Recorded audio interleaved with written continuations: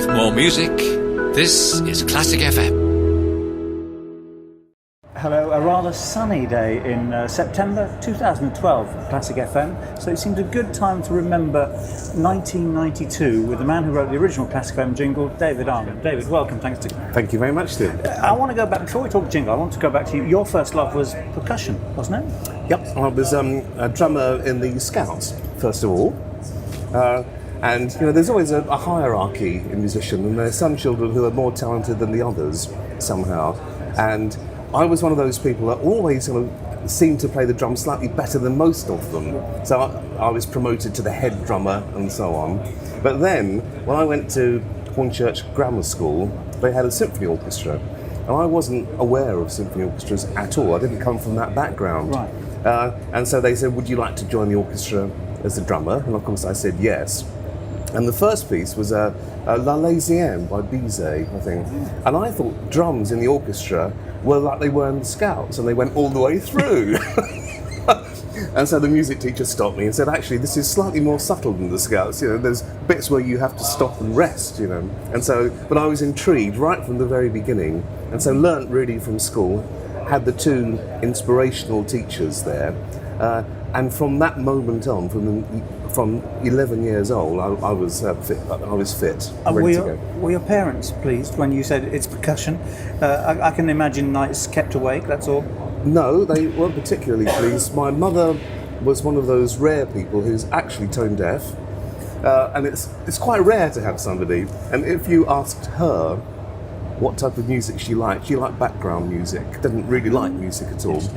But my dad was never a trained musician, but he liked jazz, and his inspiration for me is that he wanted me to play the drums with Kenny Ball. So obviously, you know, he's not been that pleased with how my career's turned out going onto the classical side. So tell me, how did you move into composition, which is what we know you for now? Well, I've got commercial radio to thank for that. This is 1981, when Essex Radio first broadcast. And I was always interested in writing music, but hadn't done it.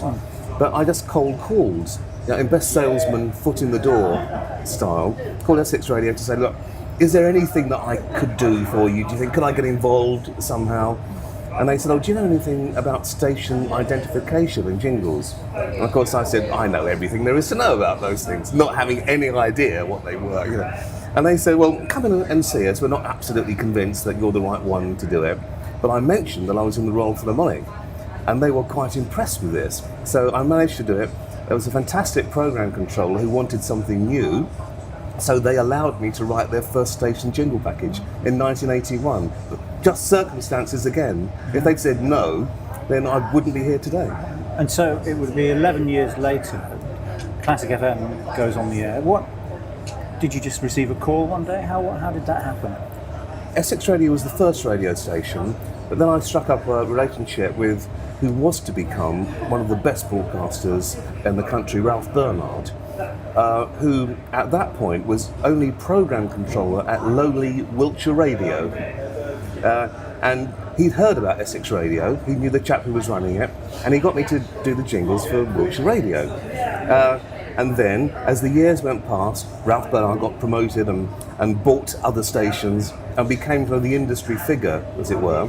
And so when what eventually became Classic FM capitalised, he invited me to come along and submit some ideas for it.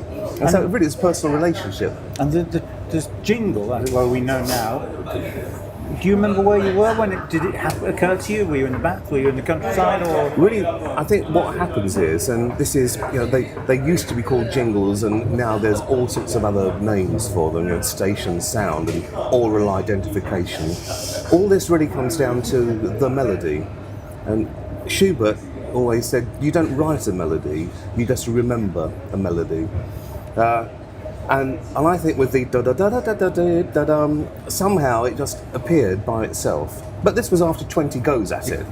But then, like all these things, you know, you have the year of perspiration, and then suddenly a tune just occurs, and it's your tune, and it's stayed there for 20 years, so it must be quite a good tune. And it feels like there are almost hundreds of them. There are, aren't there, versions and different reorchestrations? Well, over the years, I think there has been over 200. and they've been played by world-class people. I mean, the type of people that you would be playing on Classic FM. And so the station identification is played by Royal Philharmonic, the Czech Philharmonic, the RTE National Symphony Orchestra in Dublin, Bryn Terfel, Leslie Garrett, the Swingle Singers, the Allegri String Quartet. I mean, so really, the sound of the station is no accident. The branding of the station aligns itself with actually the music policy of the station. Maybe there's a scope for a Classic FM Happy Birthday jingle in there somewhere. I thought you were about to ask me for that. And I think that was a good idea, and I'll start work straight away. We'll shake on it. David, thank you ever so much. It's a pleasure, Tim.